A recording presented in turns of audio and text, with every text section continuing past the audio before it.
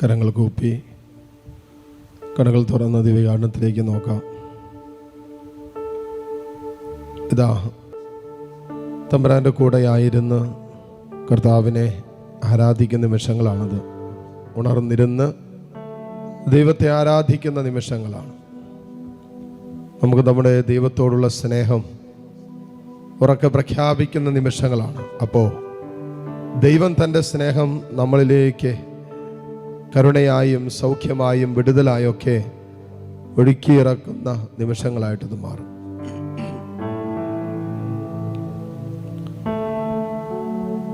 കണ്ണുകൾ തുറന്ന കർത്താവിനെ കണ്ട് നമുക്കായി തൻ്റെ സ്നേഹത്തിൽ എല്ലാം വാഗ്ദാനം ചെയ്തിരിക്കുന്ന കർത്താവിനെ ഹൃദയം കൊണ്ട് ആരാധിച്ച് നമുക്കൊരുമിച്ച് പ്രാർത്ഥിക്കാം. പരിശുദ്ധ പരമ ദിവ്യകാരുണ്യനാഥനായ ഈശോയ്ക്ക് നേരവും ആരാധനയും സ്തുതിയും പുകഴ്ചയും ഉണ്ടായിരിക്കട്ടെ. കരങ്ങൾ രണ്ടും മാറോട് ചേർത്ത് പിടിച്ച് കണ്ണുകൾ തുറന്ന് കർത്താവിനെ കണ്ട് ഇനി വരുന്ന നിമിഷങ്ങളിലെല്ലാം ദൈവത്തിൻ്റെ മുമ്പിൽ നമ്മെ തന്നെ തുറന്നു വയ്ക്കുന്ന നിമിഷങ്ങളായിട്ട് മാറട്ടെ. നമുക്ക് നമ്മുടേതായ സങ്കടങ്ങളുണ്ടാകാം, വേദനകളുണ്ടാകാം, നമ്മുടെ സ്വകാര്യ ജീവിതത്തിൻ്റെതായ പല മുറിവേറ്റ അനുഭവങ്ങളും നമ്മുടെ ജീവിതത്തിലുണ്ടാകാം. പക്ഷേ പ്രാർത്ഥിക്കാൻ പോലും പറ്റാത്ത രീതിയിൽ മനസ്സ് വല്ലാതെ ഭാരപ്പെടുന്നുണ്ടാകാം. ദൈവത്തെ ആരാധിക്കാൻ പറ്റാത്ത രീതിയിൽ ഒരുപക്ഷേ ചില അഹങ്കാര ചിന്തകൾ നമ്മളെ ഭരിക്കുന്നുണ്ടാകാം. അവിശ്വാസത്തിൻ്റെ ചിന്തകൾ നമ്മുടെ മനസ്സിൽ കയറിക്കൂടിയിട്ടുണ്ടാകാം. ചില നിരീശ്വരവാദകൾ ചിന്തകൾ പോലും ഒരുപക്ഷെ നമ്മെ ഭരിക്കുന്നുണ്ടാകാം.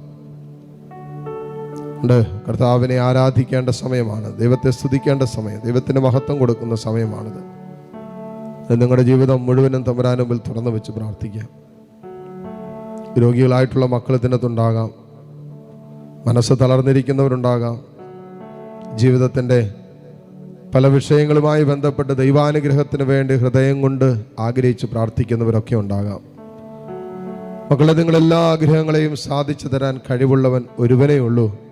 ആ കർത്താവ് ഈ അൾത്താരയിലുണ്ട്. എത്ര വലിയ മാരക രോഗത്തിന് സൗഖ്യം തരാൻ കഴിവുള്ളവൻ ഈ അൾത്താരയിലുണ്ട്. എത്ര കണ്ട് നിന്റെ മനസ്സ് തളരുന്നുവോ അത്ര കണ്ട് നിന്നെ ആശ്വസിപ്പിക്കാൻ കഴിവുള്ളവൻ ഈ അൾത്താരയിലുണ്ട്. ജീവിതം നഷ്ടപ്പെട്ടുവെന്നും കൈമോശം വന്നുവെന്നും കരുതുന്ന ഇടങ്ങളിൽ നിന്ന് തന്നെ നിന്റെ ജീവിതത്തെ കൈക്ക് പിടിച്ചെഴുന്നേൽപ്പിക്കാൻ കഴിവുള്ള കർത്താവ് ഈ അൾത്താരയിലുണ്ട്. എല്ലാം നഷ്ടപ്പെട്ടു പോകുമെന്നുള്ള ആശങ്കയും ഭയപ്പാടും ഒക്കെ നിന്റെ മനസ്സിനെ വല്ലാതെ കീറുമുറിക്കുമ്പോൾ എല്ലാം തിരിച്ചു തരാൻ കഴിവുള്ള ഒരു കർത്താവ് ഇത് ഈ അൾത്താരയിലുണ്ട്. കരങ്ങൾ തുറന്ന് യാചനാപൂർവം പിടിക്കാം.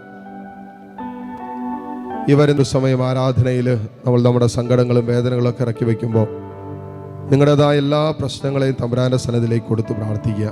നന്നായിട്ട് പ്രാർത്ഥിക്കാൻ നീ എന്നെ സഹായിക്കണമെന്ന് പ്രാർത്ഥിക്കുക. നിന്നെ ആരാധിക്കാനുള്ള കൃപ തരാൻ പറ. നിന്റെ രോഗം, നിന്റെ വേദനകൾ, നിന്റെ സങ്കടങ്ങൾ, നിന്റെ തടസ്സങ്ങൾ, സാമ്പത്തിക ഇഷ്യൂസുകൾ, കുടുംബാംഗങ്ങളുമായി ബന്ധപ്പെട്ട പ്രതിസന്ധികൾ, ദാമ്പത്യ ജീവിതത്തിൻ്റെ അസ്വസ്ഥതകൾ, കുടുംബ ബന്ധങ്ങളിലുള്ള അസമാധാനത്തിൻ്റെ അവസ്ഥകൾ എല്ലാം ദൈവസന്നിധിയിലേക്ക് കൊടുത്ത് ഏതാനും നിമിഷം താഴ്ന്ന സ്വരത്തിൽ കർത്താവിനെ സ്തുതിച്ച് പ്രാർത്ഥിക്കട്ടെ. Hallelujah, hallelujah. യേശുവേ ആരാധന. കർത്താവേ നിന്നെ ഞങ്ങൾ ആരാധിക്കുന്നു. ഈശോയെ നിന്നെ ഞങ്ങൾ സ്തുതിക്കുന്നു, സ്തുതിക്കുന്നു, സ്തുതിക്കുന്നു. Hallelujah, hallelujah, hallelujah, hallelujah. ഈശോയെ നന്ദി. Hallelujah, hallelujah. മുട്ടുകുത്താൻ സാധിക്കുന്ന എല്ലാ മക്കളും മുട്ടുകുത്തുന്നു.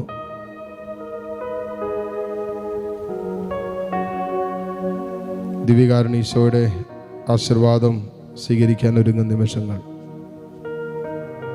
ദിവ്യകാരുണ്യ ഈശോ നമ്മുടെ മുമ്പിൽ ഉയരുന്ന സമയമാണ്.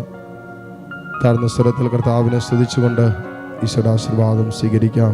പരിശുദ്ധ പരമ ദിവ്യകാരുണ്യത്തിന് എന്നേരവും ആരാധനയും സ്തുതിയും പുകഴ്ചയും ഉണ്ടായിരിക്കട്ടെ.